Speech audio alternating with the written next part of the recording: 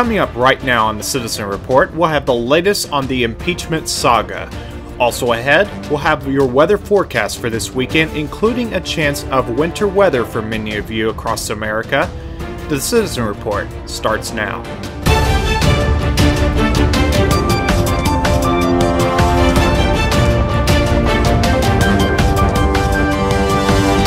This is the Citizen Report with Jonathan Shannon.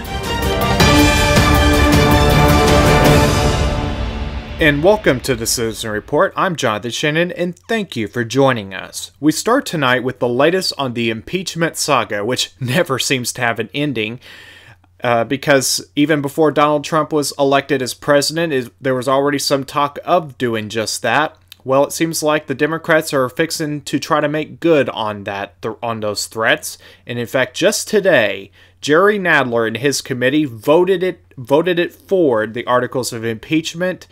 And it will go to the full House as early as next week, where the full House will consider and ultimately possibly vote on those two articles of impeachment.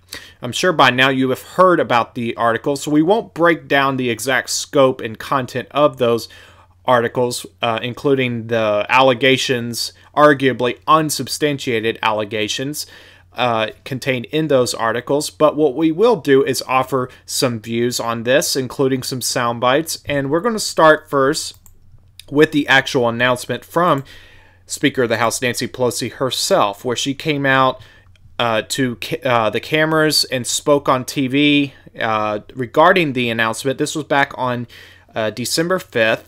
Speaker of the House Nancy Pelosi, a Democrat from California, announced on December 5th her desire to move forward towards impeaching President Trump.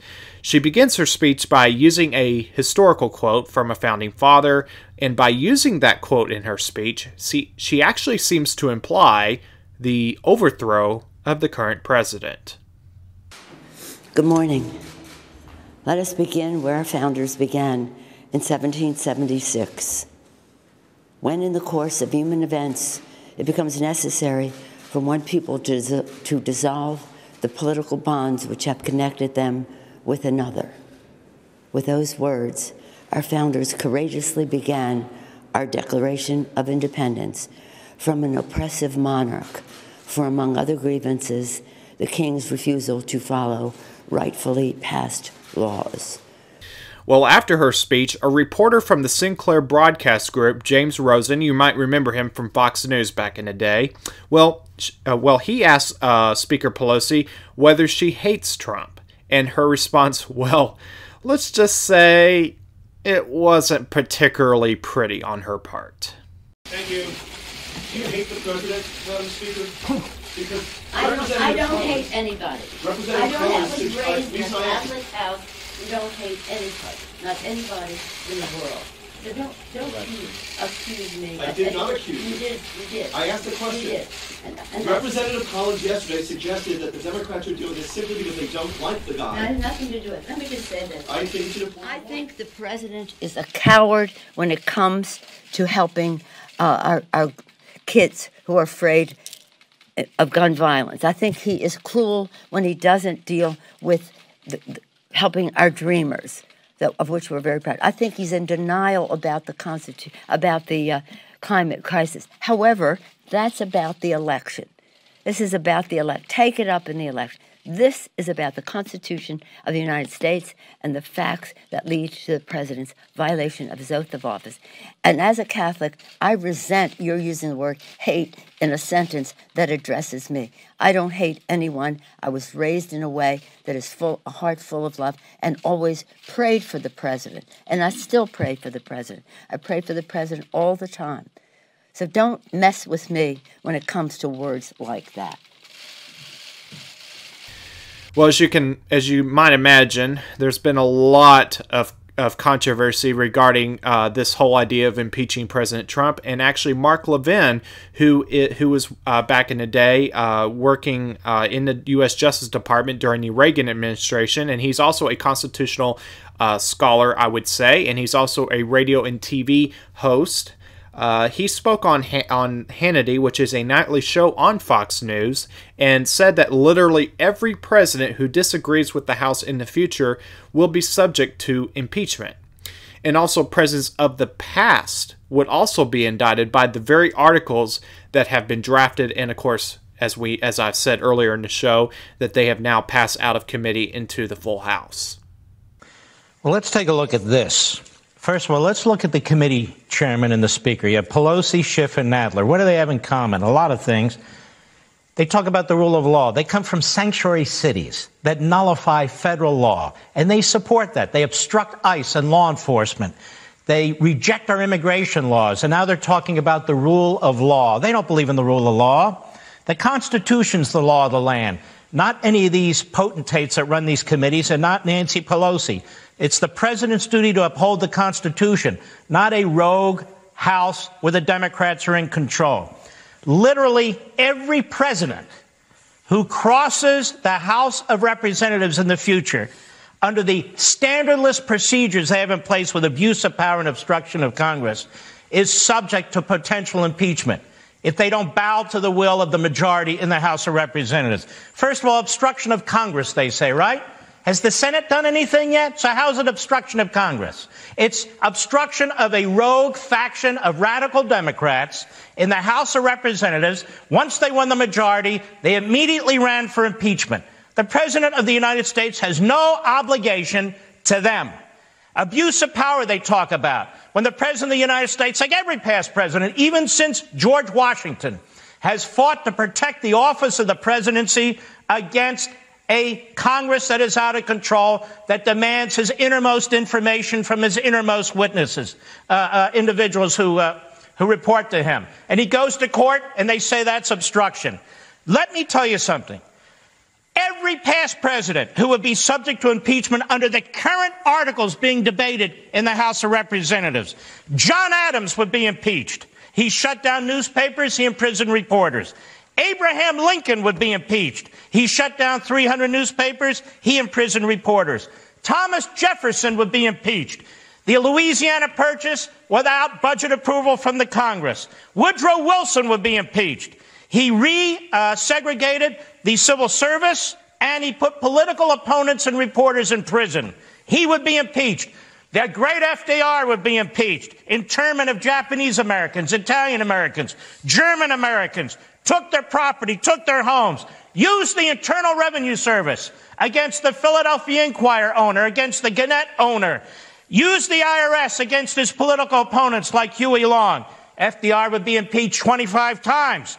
John Kennedy would be impeached. Used the IRS and the FBI against his political opponents, leaked information against them. Lyndon Johnson would be impeached. Used the IRS, the FBI, and the CIA to tap into his political opponents and into civil rights leaders, and by the way, became a multimillionaire while he was a senator. We'd have a lot of impeachment going on under these bogus rules that this rogue House Democrat leadership has put in place. Now, President Trump tweeted the following back on December 12th, quote, "New polls say most Americans oppose impeachment at Fox and Friends. I did nothing wrong.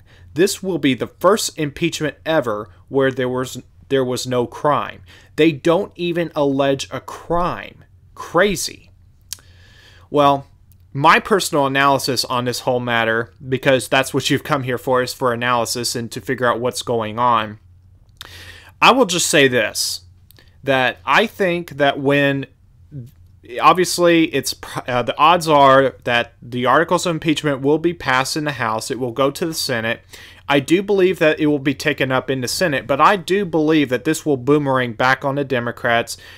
The president will be able to call his witnesses, and that will be his opportunity to defend himself. And frankly, if I may say, I don't think this is going to end well with for the Democrats. It's impeachment, no matter who you're talking about, no matter which political ideology you adhere to, and no matter which president you're talking about, you have to at least agree that impeachment is highly, highly unpopular. And in fact, our founding fathers considered impeachment to be a measure of last resort. That is why they required such a supermajority to even get it through. And I think that when it goes to the Senate, it's going to it's going to boomerang back on the Democrats, that anything that Trump wants to put out there about the Democrats in a legal fashion, that will be his perfect opportunity to, because as you may know from civics class, that the Senate acts as something like a trial. If you think like a courtroom, the Senate is like a courtroom in a way. And I think that this is not going to end too well for the Democrats, and it's not just unpopular for impeachment in general. I think that the way they're conducting this, I think many would argue that it's not going to end well for them. And we'll just have to see all this plays out. But that is my analysis on the matter, and we'll probably get into this in future episodes. But right now, I do want to switch topics a little bit. It's kind of on topic and a little bit off topic. But I do want to pull up another soundbite for you, and that's regarding the Justice Department Inspector General Michael Horowitz, and he actually, and of course, as you know by now, he came out with his report just a few days ago now, and there's been a lot of controversy about whether the IG report went far enough or whether it didn't go far enough. And Senator Josh Hawley, who is a Republican from the state of Missouri, a great state I might add, he was speaking with Justice Department Inspector General Michael Horowitz, where in this soundbite that you're going to hear, Senator Hawley alleges collusion between none other than the Democrat National Committee and the FBI.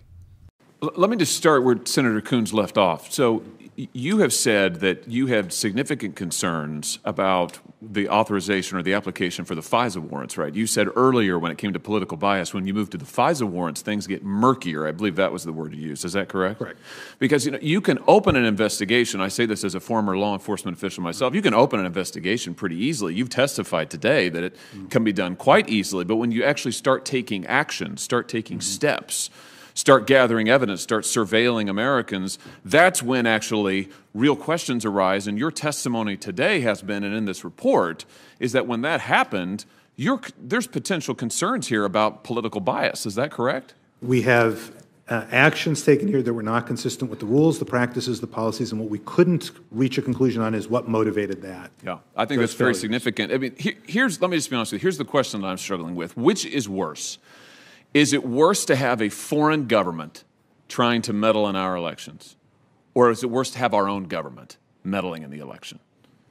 Because that's, I think, exactly what this report shows. It shows that our government, the most powerful law enforcement agency in the nation, the FBI, effectively meddled in an ongoing presidential campaign. And the thing that gets me is you expect it from foreign governments. I'm not saying it's good, but I'm saying that you expect it. They've been doing it for years. Russia's been doing it for years. We know they tried to do it this last cycle. China has been doing it. Others have been doing it. And we know what steps to take. We've got to take them more effectively. But when our own government does it, how can the American people have confidence? And what do we do? I mean, what do we do? And there's one actor here, I think, who has not gotten the credit that they collectively deserve, and that's the Democrat National Committee. I just think, I've heard my friends on the other side of the aisle complain about Hillary Clinton's campaign and how ineffective it was and how the DNC didn't do a good job in 2016. I beg to differ. This is the most incredible. The DNC pays for the Steele dossier, solicits the Steele dossier, and then gets the Federal Bureau of Investigation to go get FISA warrants, surveil an American citizen, surveil a presidential campaign, all on the basis of this manufactured garbage that they paid for. I mean, that's extraordinary. That has got to be a first time in history. In fact, let me just ask you, Mr. Horowitz, are you aware ever of another presidential campaign being targeted by the FBI during the campaign like the Trump one was, to your knowledge? Has this ever happened? To my knowledge, but I wouldn't suggest I'm an expert on. But to your knowledge, no. As I sit here, I don't know like this. So, and I'm correct in thinking that the Steele dossier, the Fusion GPS dossier, was solicited by and paid for the DNC. I mean, that's correct based on what we know, isn't it? The Clinton campaign or the DNC, it was ultimately learned by the FBI that was the case, or that came to be their belief. Now, before we completely get off the impeachment subject, I do want to bring this up, that this is from Breitbart, and this is what I'm looking at from Breitbart. You may have remembered that I mentioned earlier about Jerry Nadler. Well, of course, he's the chairman of one of the committees in the House that just passed out of committee the articles of impeachment. And he has come under controversy in his own right for ignoring House rules and requiring, he's really trying to get around allowing Republicans to call witnesses. In other words, not allowing due process within the scope of what that committee deals with, of course. And I just want to bring to your attention what went on here. And you'll have to bear with me one moment while I pull this up for you. This is not a soundbite. This is just some information I'm passing along, again from Breitbart. And according to what Jerry Nadler said, and he apparently read from a prepared statement. This is what he said, quote, "The House rule does not require me to schedule a hearing on a particular day, nor does it require me to schedule the hearing as a condition precedent to taking any specific legislative action." And the word precedent, I'm not sure if that word is precedent or precedent, but you get the drift. Well, Breitbart says just after that in their article, quote, "In other words, he interpreted the rule as allowing him to schedule the minority witness hearing after the articles of impeachment had already passed." In other words, he would effectively deprive the Republicans of any due process and being able to call their witnesses on this particular committee and their particular hearings. And according to Breitbart, this is what the rule actually reads, and I want to bring this to your attention. The House rule reads, quote, "Whenever a hearing is conducted by a committee on a measure or matter, the minority members of the committee shall be entitled, upon request to the chair, by a majority of them before the completion of the hearing, to call witnesses selected by the minority to testify with respect to that measure or matter during at least one day of hearing thereon," unquote. So if you were able to glean the meaning out of that, what that's basically saying is that as long as most of the committee is okay with it, the minority can call witnesses that are pertaining to the scope of the matter being dealt with during the hearing. But Nadler, Congressman Nadler, Chairman Nadler, he was making the case that he doesn't have to do that on that day. In other words, once it's passed out of committee, then you can call witnesses. So, in his view, he didn't feel the need to allow Republicans due process, and of course, and be able to call their witnesses in that committee. And I'll just add that once again, I believe that once we see this all move to the Senate, because I think the odds are the House is going to vote along party lines for the most part. You might have some more moderate Democrats, perhaps, especially those that whose districts went in favor of Trump in 2016. I think you're going to see, minus some exceptions to that, you're going to see along party lines the articles of impeachment get passed in the House, and then it will move to the Senate. And I think this is all going to completely blow up in the face of Democrats once it reaches the Senate. We'll have to see all this plays out, but I do believe that this will end well for President Trump and not so great for the Democrats. So now let's change subjects just a little bit. Before we get to our weather forecast, I do want to bring your attention to one more major topic, and that is from Breitbart. And their headline reads, quote, "Soros-linked group gets 6 GOP governors to resettle more refugees." Now, of course, we all know that this is true of both parties, that you have members that really don't adhere to the true values of that party. And I think that's what we're seeing here, arguably. And certainly people can make that argument. This is from the article, quote, "A pro-mass immigration organization with links to billionaire George Soros has successfully lobbied 6 Republican governors to resettle more refugees in their states." So there's 6 Republican governors that have agreed to allow more refugees to be resettled into their state. And I just wanted to make sure you folks are aware of that. And this is I'm also reading this, and this is another excerpt I'll read from the article. Quote, "So far, 6 Republican governors have signed off to resettle refugees in their states, including North Dakota Governor Doug Burgum, and Arizona Governor Doug Ducey. So I just want you all to be aware of this, because this is definitely, many would argue this is definitely a problem. I think it's a problem, and I trust that you think it's a problem, because you have a right to know what's going on with your own government. And if a governor's doing something that he did not run for office to do, if he's doing something contrary to that, it is your right to know that and to vote accordingly. So, and obviously that would probably be in the primary, depending on if you're a Republican or not, listening to this podcast. But I just wanted to make you aware of that information. And you can go, of course, look this up for yourself, and make sure I just want to make sure you're aware of this.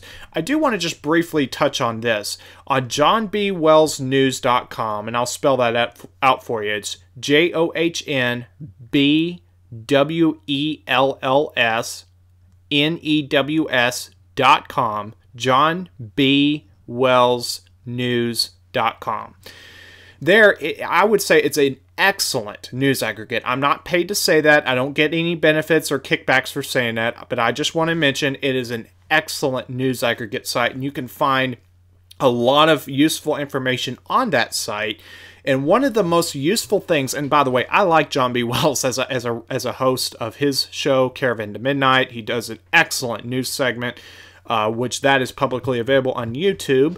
That news segment, I mean. And he does an excellent job bringing to attention certain matters which are important for viewers and listeners to know.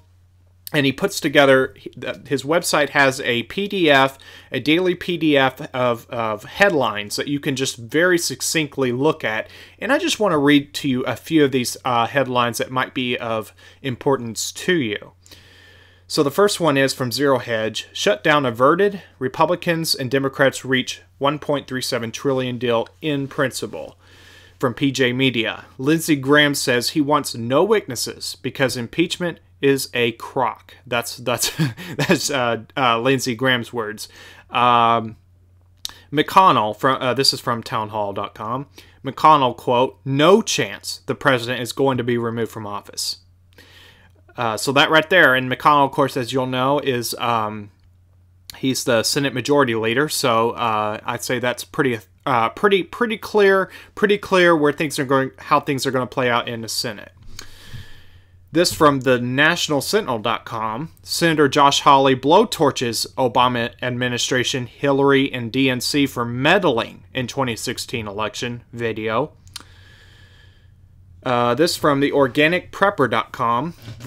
Virginia lawmakers threaten Second Amendment sanctuaries with National Guard by Daisy Luther. And by the way, let me just stop for a second and make a mention of that. I was actually in Virginia just the other day, and I will tell you this. There are a lot of people who love America in that state who want nothing to do with usurping the Constitution, including the Second Amendment. And I don't recall off the top of my head which municipality or which jurisdiction in Virginia, but there was one sheriff that was threatening to deputize a whole faction of citizens within his jurisdiction to be deputies so that their Second Amendment rights are protected. And I personally think, and if I may say this, I personally think the Second Amendment is very important to protect because that's a slippery slope once you start tinkering with that. And that is a fundamental value that is a God-given right. And of course, if you know anything about the Constitution is, it secures our rights, but it doesn't give us our rights because God gives us certain rights. And that is how our Founding Fathers saw these rights. So I just wanted to make mention of that as well to provide a little context to that headline. But continuing along here on the John B. Wells news PDF, Barr blasts Inspector General for whitewashing FBI by Ray McGovern of LouRockwell.com. Russia's only aircraft carrier has erupted in flames. That from ZeroHedge.com. From Breitbart.com. Ralph Northam, it doesn't say in this headline, but Ralph Northam is the governor of Virginia, a Democrat. The headline reads, Ralph Northam vows consequences for Second Amendment sanctuaries that refuse gun control. well, I don't think that's going to end too well for him because arguably, and I believe that the Second Amendment sanctuaries have the Constitution on their side, but I'll just leave it at that. ConservativeReview.com, disarm innocents and release gun felons. Jersey City attacker had gun felonies but was released from prison, by Daniel Horowitz. From BigLeaguePolitics.com, watch. Journalists caught spying on congressional papers during impeachment hearing recess. From LouRockwell.com, don't expect any truth from Washington, by Paul Craig Roberts. ZeroHedge.com, Greta, chill. Trump taunts Thunberg, tells her to work on anger management. She replies. From thesun.co.uk, here's Father Brexmas election results. Triumphant Boris Hill's landslide win gives him power to get Brexit done as crushed Corbyn quits. And I do believe off the top of my head, Corbyn was the Labour Party leader of the Labour Party. You know, he's basically the chief opposition, so that's a big deal for Brexit and for the UK at large. For Boris Johnson to get a ruling win for his Conservative Party there in the Parliament. PJmedia.com, exit polls. Boris Johnson's Conservative Party demolishes Labour Party in election. A few more. CanadaFreePress.com, identifying Obama for what he really is. Communism 101. TheGatewayPundit.com, 14-year-old child hospitalized after being brutally attacked by multiple students on school bus over Trump hat video. From Breitbart.com, Swedish police to operate around-the-clock drones to fight rising gang crime. From PJmedia.com, Jim Jordan blasts another hole through Democrats' impeachment narrative. The EpochTimes.com, Hawaii GOP cancels primaries, commits delegates to Trump. TruePundit.com, California's ammo background checks are blocking legal gun owners from purchase. Report. LouRockwell.com, the U.S. government lied about the Afghanistan war. They couldn't have done it without lapdogs like the Washington Post. And a couple more. The most important news.com, strange things are happening in the waters along the west coast, and the fish are starting to disappear, by Michael Snyder. Now that does sound kind of interesting. We may have to look into that as a potential topic in a later episode. And this list goes on and on and on. I'll just read one more here, and then we'll leave it at that for this list. BigLeaguePolitics.com, YouTube unveils vague new terms of service to facilitate next Orwellian content purge. So that's I could go on, but I'm going to leave it at that for this episode. I hope you appreciated that, and I want you to, by the way, give me feedback on what you think works and what we could do better for this episode. Now, there is another thing we need to get to, and that's the weather forecast, because as you may know, there's a lot of winter weather going on right now, and forecasts as well. And I have a good friend by the name of David Heller from Oklahoma who's going to give you a weather forecast for the Citizen Report. I cannot thank him enough. So without further ado, here is David Heller with this weekend's weather forecast. Good afternoon, everybody. This is David Heller reporting for the Citizen Report, and we got some important changes coming up for when it comes to the weather for the weeks leading up to Christmas. And so we're going to dive right into it for you today. So first off, we are going to look at the European model runs here for you. As you can plainly see right now, let me go back to today. Right now, we'll talk about this week's storms that are coming up. But as you can see right now at this point, we can actually jump to today's forecast right now. Go about here. Okay, so right now, at this point, we got temperatures right now throughout the country. So you can see Florida on there. There we go. So basically, we got temperatures right now that are basically you got the warmest spots down there in Florida. Temperatures are in the 80s and 70s. That's pretty nice.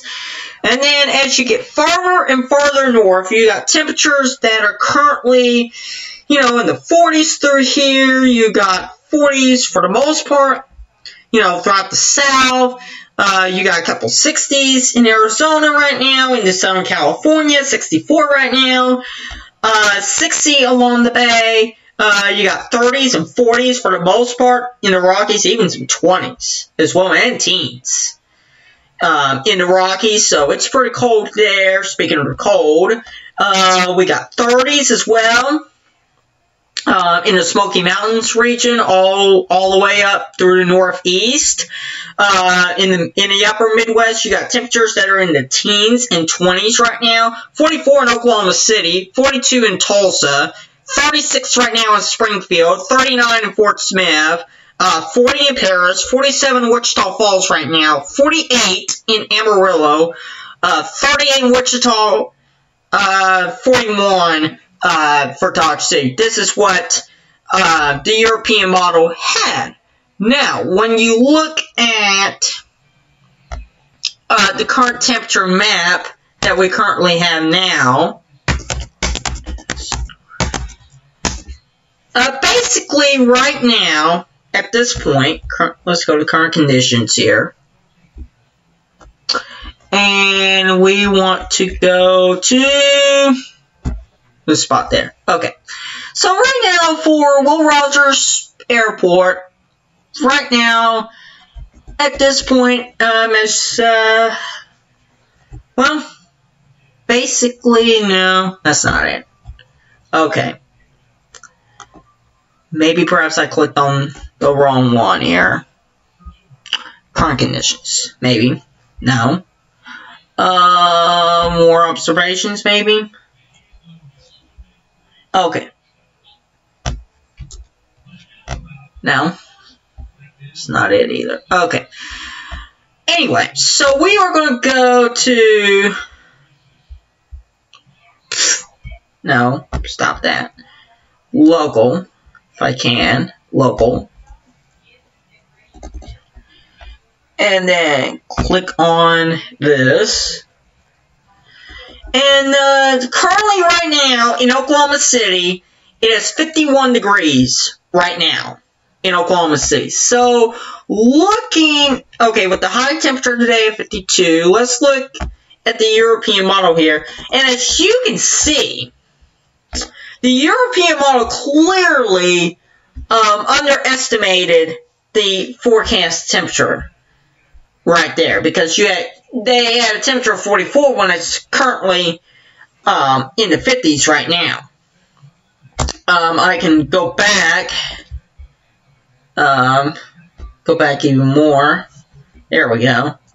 So yeah, clearly the European model basically underestimated the temperature profiles here, because they were what they were thinking was they were forecasting a high of 45, but yet according to the National Weather Service, they were forecasting high temperatures of basically the 50s. So this is going to be the GFS. Alright, let's pull up the GFS and we'll show you the differences here. Again, same thing. They underestimated the temperature here. Sure, they probably got the 50-degree mark right in Amarillo and in Dodge City. But in Oklahoma, they had only high temperatures in the mid-40s. So clearly, this is another case where the GFS and the European model clearly underestimated the temperature profile for central Oklahoma. So basically, there's that.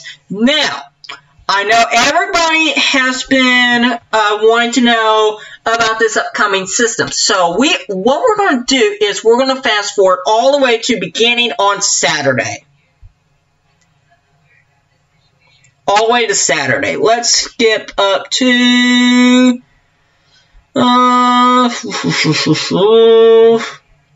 let's go to... Let's begin at 21Z on Friday. How's that sound? Let's begin there. Okay, so clearly, for Friday, high temperature of 57, 60, 61 around the Wichita Falls area. That's going to feel nice. 72, not too far from San Antonio. That feels nice. 69, almost 70 in Austin. That's pretty good. Now, 54 in Fort Smith, 51 in Springfield, 56 in Wichita, even a 60 in Dodge City. So, some nice spring-like air coming your way.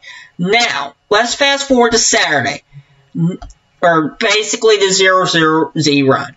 So, basically, you have this cold front draped across, basically across the northern one-half of Nebraska, basically cut across the upper Midwest right now at this point. And obviously you got single-digit temperatures, 11 in Grand Forks, for instance, 7 in Fargo, 1, so almost 0 in Bismarck, and actually right at 0, not that far from the Canadian border, and then into the negative range in northwest North Dakota. And this cold air, as I go forward in time, this cold air just keeps on draining and draining and draining on in as the cold front keeps moving through to the south. As I keep going forward in time, you're going to see the cold front continue to move, and it will show you, the European models show you what they're doing with this. So cold front keeps coming through. Basically, right now at this point, it is in Kansas. So obviously, you got 31 in Kansas City, so right at freezing already at this point. 31 in Salina, 32 after a high of 60. They go to 32 in Dodge City, 38 in Wichita. Cold air is starting to funnel into the panhandles. Keep going to hour 75. And again, cold air keeps funneling in. Temperatures keep on tumbling and tumbling. Oop. Get that out of there. Sorry about that. Cold air keeps on funneling in, and for the most part, it's just oozing its way in. At this point, 30 in Springfield, 30. As this cold air keeps on coming in, 29, 43, and 40 right now in Oklahoma City. So we're still not feeling the effects of the cold Arctic air yet at this point. 35 in Wichita. Finally drops to freezing in Wichita. This is Sunday morning. As this low pressure comes out, got 29 there. Keep on going. This is going to be for Sunday here. So, high of only 44 on Sunday. 50. They're actually forecasting a high of 55 in Oklahoma City. 55. Whereas, if you go north, 25, 26, 30, 33, 34 in Springfield. So, I think, honestly, I think the GFS is clearly overdoing the temperature profiles here. They even got a high of 70 or 62, a 73 in Wichita Falls. But then you jump north, 28, 27 in Dodge City. So, clearly a temperature contrast there. As we head into Monday, cold air keeps on finally funneling in. At this point, drops to 36. And this is with the cold front coming through, by the way. So basically, the 40s was going to be our high temperature for today, or for that day. That's it. 30 at this point. Temperatures just keep on tumbling throughout the day. 15 in Salina, 21, 22, in Wichita, 34 right now at this point in Springfield, as the cold air just funnels in. 71, though, still in Houston. 46, though, in Dallas. Keep on going. And temperatures slowly moderate to 35, but that's it for the most part. So basically, they're just giving us just a glancing blow right now at this point. I don't know if the GFS is underestimating the cold air or what they're doing at this point, but whatever the case may be, they're really not showing a whole lot of cold air as time is starting to run out at this point.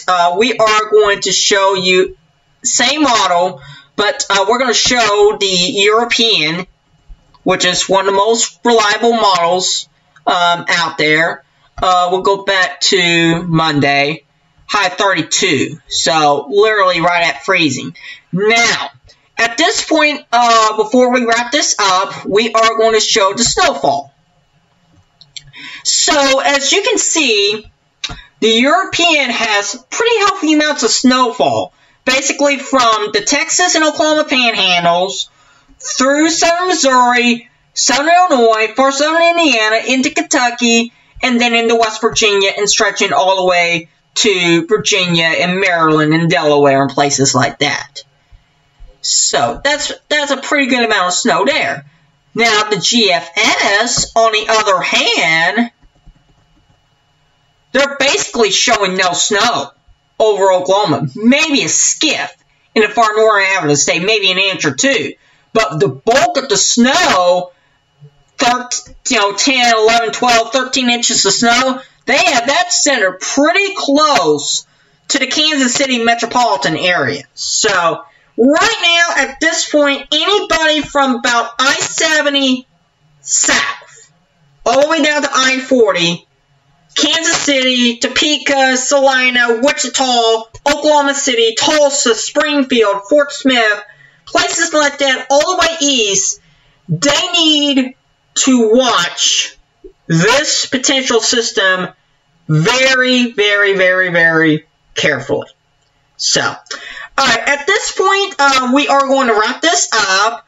Probably the next episode, we are going to take a look at the Christmas forecast. So stay tuned for that. Reporting live, this is David Heller for the Citizen Report. Now back to you, Jonathan Shannon in Charlotte. And I'd like to thank David Heller again for coming on my show. And by the way, I am very pleased to announce that later this month, David Heller will be joining as co-host of the Citizen Report, so that should be very fun, I would say a positive change of pace for the Citizen Report. I hope you'll enjoy that as well. And by the way, let us know what you think about this episode. What did you like about this episode? What do you think we could do better? And just provide me with that feedback. I do appreciate the feedback, and if you would, I would highly appreciate you letting us know what you honestly think, and we'll continue to make this show better and fine tune it further. And but that is the Citizen Report for this episode, and I'd like to thank you so much for tuning in. And we'll be back again next week. I'm Jonathan Shannon. Thank you for joining the Citizen Report. Have a great night and a great weekend. Make sure to go out there and enjoy it, whatever it is. Enjoy it with your loved ones. Have a great weekend. We'll see you again next week.